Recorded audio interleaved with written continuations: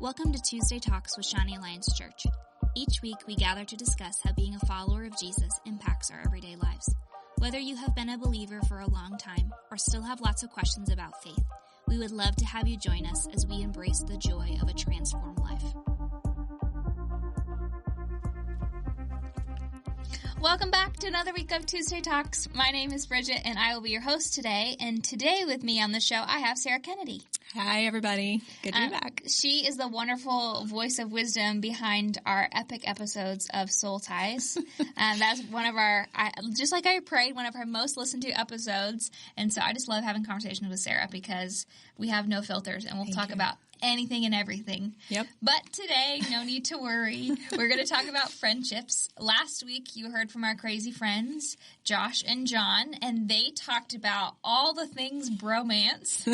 And this week, ladies, we got your back. Don't worry about it. We are going to talk about friendships from a female perspective, and what that means. So this is Finding Good Friends, Part 2. I hope that you enjoy our conversation. Awesome.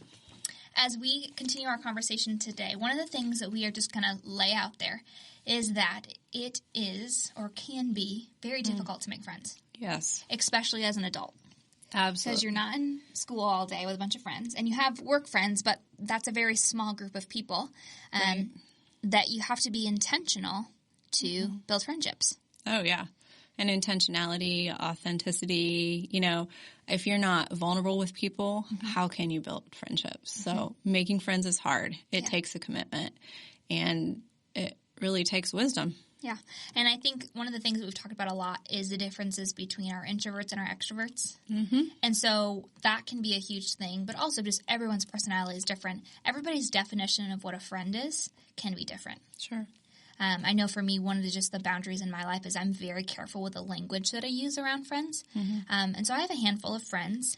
I have a lot of acquaintances. Yes. And I have a lot of people I met that one time. Oh, yeah. Yeah, you have different levels of friends.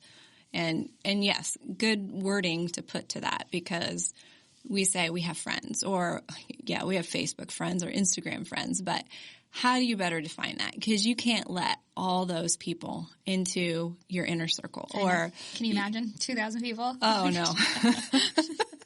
No. That's a lot. It's enough to take care of your family sometimes, let alone that. But, we just have to be aware of, that word boundaries just keeps coming up and it's healthy. It's good. Yeah. And defining it better and bringing love into it and not a yucky love. It's a friendship love, and it's the love that Jesus showed us. And how do we do that in relationship? Yeah, that's good. Sarah, one of the things that you had brought up is just the idea that a good friend will point you to Christ.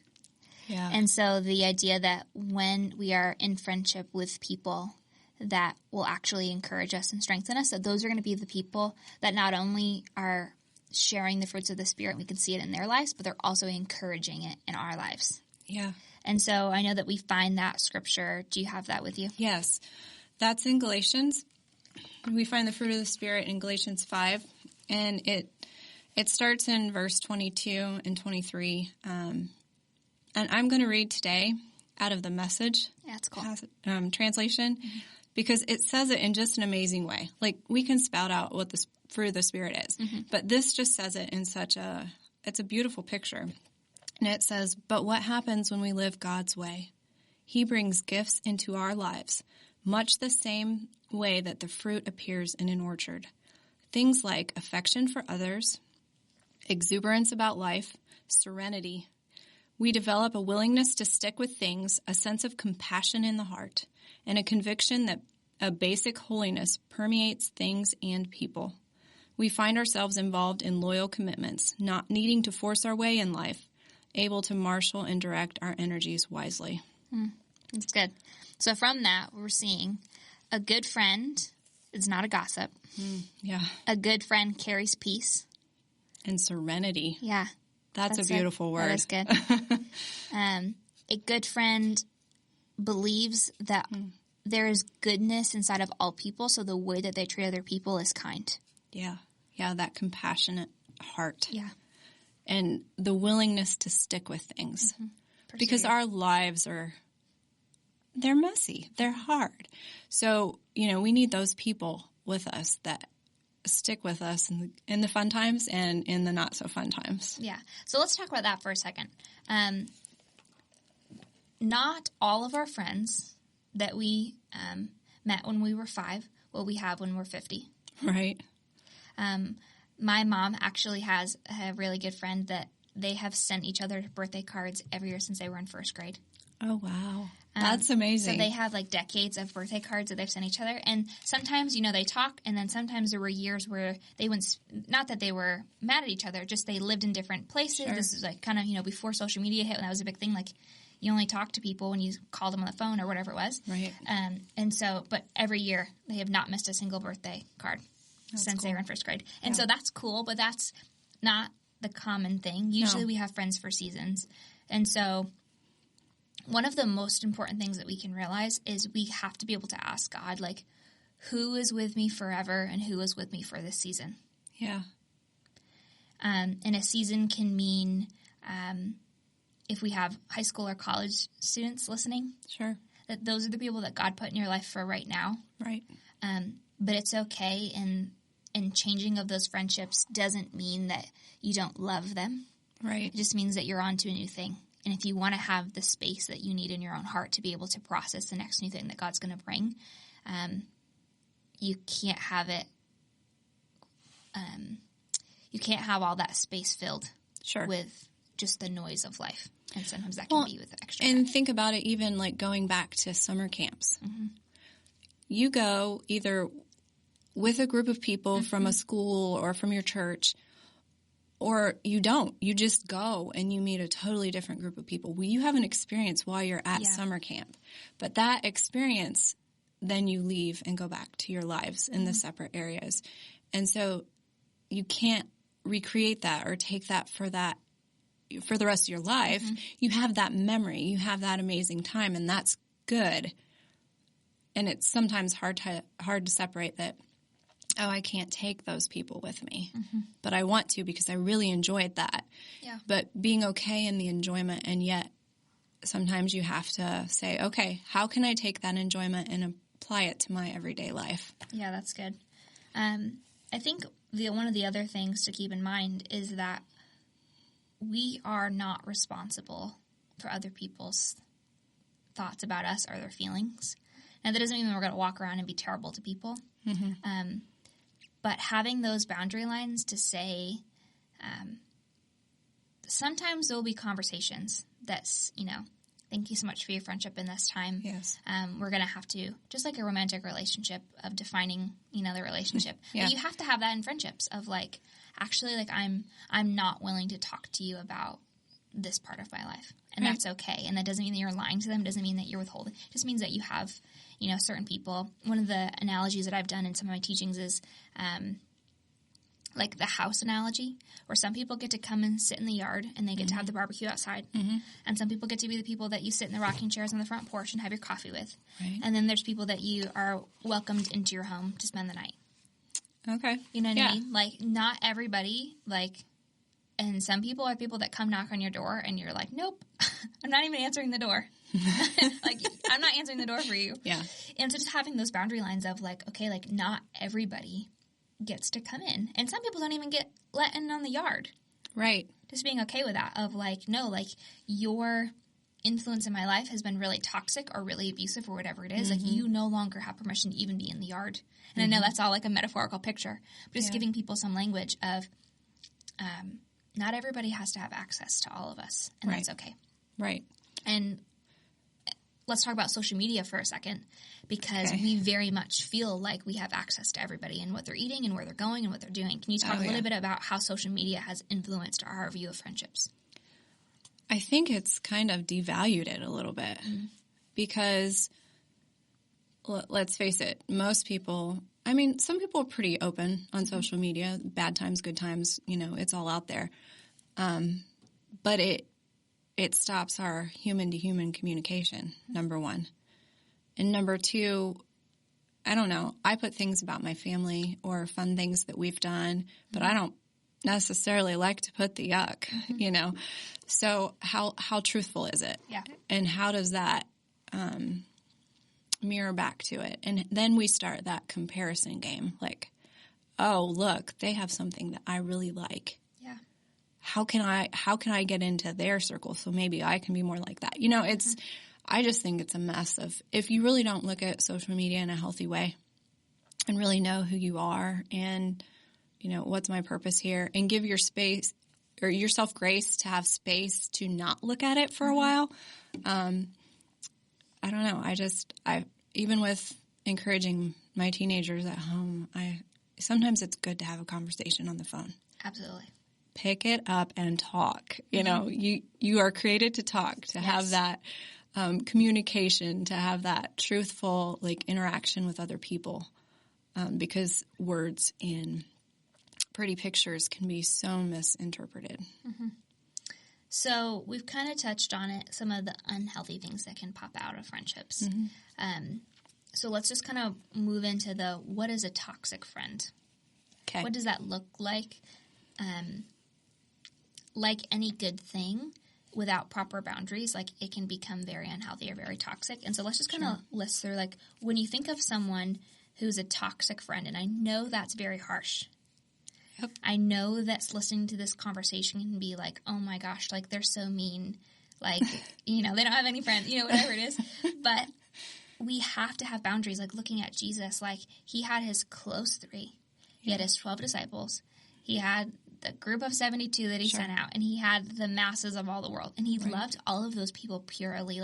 The people that he healed, they had all of his attention. Mm-hmm. They had all of his love. But those weren't the people that he spent every day for 3 years with. Right. And it was just a different level. And then there were times where he's just I got to go by myself. Y'all crazy. I got to go by myself and be with the Father for a little while and just sort myself out, because what I need to satisfy my heart, I understand that you can't give me. Right. And so let's talk about toxic friends. Okay. So a good friend is someone, like we said before, they are patient, they're kind, they're willing to sacrifice, and they have healthy boundaries. But this is not my phrase. I took this from somebody else that I cannot remember, so I'm giving credit to whoever said this, but the 2 a.m. friend. Yeah. Of who are the people that if something went wrong and you have a kid in the emergency room, or you have a parent that passes away, or some crazy thing happens, or, you're struggling with suicidal thoughts. Who's that person? And it might be 1 or 2 people that says, if I'm calling you at 2 o'clock in the morning, I know this person will answer me. Right. And having that those are good. Right. But we can flip the other side when we're the toxic friend, then we think that everybody should answer us at 2 o'clock in the morning. True. Everybody should drop everything all the time, that my needs are most important, and that's really unhealthy. So let's kind of keep going through that list. What are some other markers of an unhealthy friend?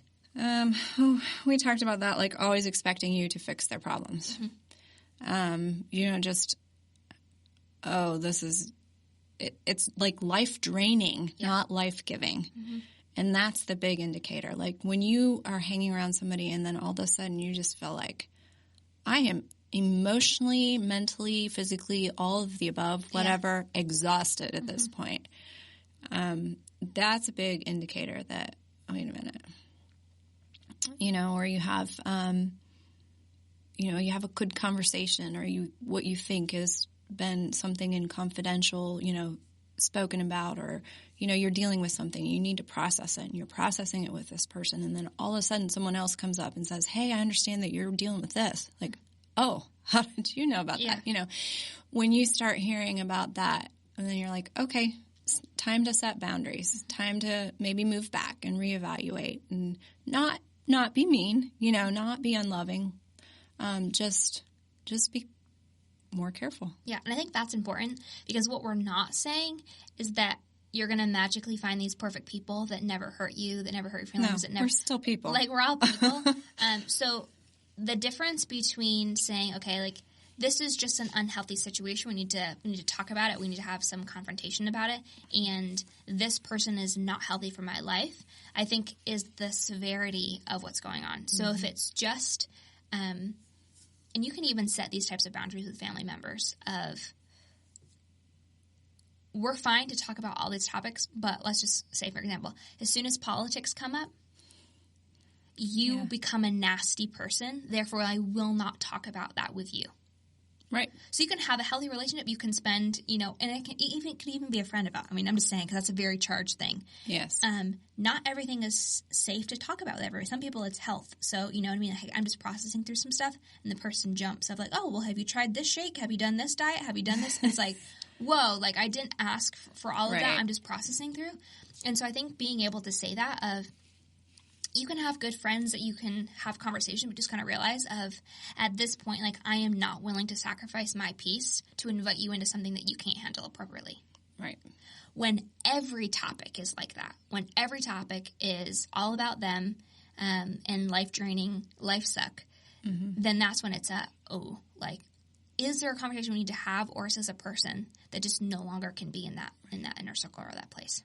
Yeah. What are some other things about, I think did we hit the list? I think so. And, just as we read in Galatians about the fruit of the Spirit, it also, before the fruit of the Spirit comes in, it talks about the yuck stuff that we should avoid. And that's, it's going to be thrown at us. But in the Message translation, it talks about, and I'm just going to pull out words, trying to get your own way all the time. Loveless. This is really cool and not the way we always talk, but a stinking accumulation of mental and emotional garbage. So that sums up what we talked about. All-consuming yet never satisfied wants. A temper. An impotence to be or to love or be loved. Inability. Yeah. They're not able to. Divided homes, divided lives, small-minded and lopsided pursuits. So there's just so many, that just sounds yuck when you're reading it. But I think, if you ask for wisdom and you ask for, okay, God, reveal to me, what is it? Because you still have influence or a part of their life, but what is it? Yes. Yep. How much access? Yes. Yeah. It's good. You had a really good resource. So if you are hearing this conversation and you're saying, hey, I either am struggling to make friends or I feel like I have some people in my life that are toxic friends or, whatever it is. If you have questions about friendship, this episode is not going to answer all your questions, but we'd like to give you this resource. Is this a Bible study? Yeah, it's a short study. It's on RightNow Media. Okay. So through the church, you can have access to this, but Jennie Allen is the one that leads this, and it's called Not Alone, a study on friendship. And the highlights, and they're really short episodes, which is great because you can really kind of even repeat it if you want to. But what are friends for? Friendship in the Bible, a profile of a friend, toxic friendship, how to rebuild broken trust, and then the unique mystery of friendships. Cool. And I listened to them over, just a couple of days, and I thought, okay, this is good. This is what we're talking about. This is where we're going, and it is a really great and simple to listen to. It's conversation between friends, and they talk about it. So I like that. So as we continue in our conversation today, I think I want to circle back to the good friend and being a good friend. Because if you want to have good friends, you have to be a good friend. Right. Yeah. And so, number one thing about being a good friend is that you learn to love yourself. Right. Because if you haven't learned to come to a place where you can love yourself and honor yourself, your mind, your body, your soul, your spirit, then you will constantly be looking for validation in other people. And that's just really not fun to be around. No. Now, I'm not saying oh my gosh, you have to be perfect in order to have friends.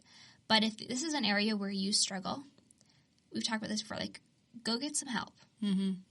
Reach out to a pastor, reach out to a counselor, reach out to a mentor that's older than you, whatever it is. Go just process with somebody to say, hey, I'm really struggling with my insignificance in whatever, or feeling, just go and even if you're in that process of walking through it, that enough dismantles its power so that it's not controlling you. Sure. And so number one, like, if you want to have good friends, you have to be a good friend. And that means number one, like learning to love yourself because you want to be able to receive love and you want to be able to give love. And if you are struggling with loving yourself, then you will not have any love to give away. True. You have to have love to give love. And that's the cool thing about Jesus is he just swallows that all up. Like that's 1 John, like we love because he first loved us. Right. So even if you're at a place right now where you're like, wow, I'm really struggling with X, Y, and Z. I don't know if I have love for myself. You can borrow Jesus' love for you until it becomes your own. Yeah. And making that a discipline. A good friend is honest. So you don't have to, again, you're not responsible for other people's opinions or other people's feelings. Right. And so a good friend says, hey, like, I realize that you're looking for this in our friendship, but I am not able to give that to you. Right. Thank you. I'm really flattered that you would want to trust me with this, but I am not your counselor. You're going to have to talk to someone else about that. Because what happens is we feel guilty, especially as women. We feel really guilty. Like, and then we have that mothering nature kicks in. We have to take care of everybody else. Right. And so here we are, we're dragged into someone's drama for 15 years because we didn't actually have enough strength and enough security in who God has called us to be, that we said, actually, like, I'm not responsible for your chaos and it will not come into my life. And then we don't want to have friends because we think that's what friendship is, but that's not friendship. That's just enabling people to be psychos. Right. And them needing us or pulling out and that our feels energy. Good. That feels good though. At first it does. It does, to have like, oh, look at somebody needs me. I can fix a problem. But then it becomes manipulation. Yeah. And it becomes a cycle and we don't know how to get out of it, even as the person that didn't create it in the first time, you know. And I've talked through this with young people because, you know, I'm really glad if your friend reaches out to you because they need to process something. They need to talk through something. That is a good thing, right? But if it's something bigger than you can handle yourself, it's also okay to say, I hear you and I hate where you're at. I don't know how to fix this for you. Yeah. I want to encourage you to talk to someone who's professional in this, who knows what to do, because that's not yours to fix. Yeah. And then I just had somebody tell me after youth group last night that, well, so-and-so came and they were upset, but I was able to say, you know, I'm not the best person to ask for advice from this right now. Good. And then the other person said, I just needed you to hear me. That was so healthy. And I was like, praise Jesus, hallelujah. That is what And that's a really good boundary line of saying, of that student expressing their boundary of, I'm not looking for you to fix this. Yeah. I just needed to say it. Yeah. Wasn't that cool on both sides? And that's beautiful. Yes. Like, that's so good. I think another thing is we have to be able to be available. Yeah. Something that the Lord and I have kind of been walking through is this idea that, like, to love anyone at all is an inconvenience. And so to allow yourself to be loved is to allow yourself to be an inconvenience. And that's, like, a huge thing, especially in American culture, of, like, you know, we do everything ourselves. We're independent. Yeah. And so that, like, we talked about that in that Galatians 5, like, when you are not filled with the Spirit of Christ, like, there is an impotence, there is an inability to love and be loved. Right. Because it's to love anyone at all, to be loved at all, is to be an inconvenience. Wow. And that's really, for me, that's very uncomfortable for me to sit in.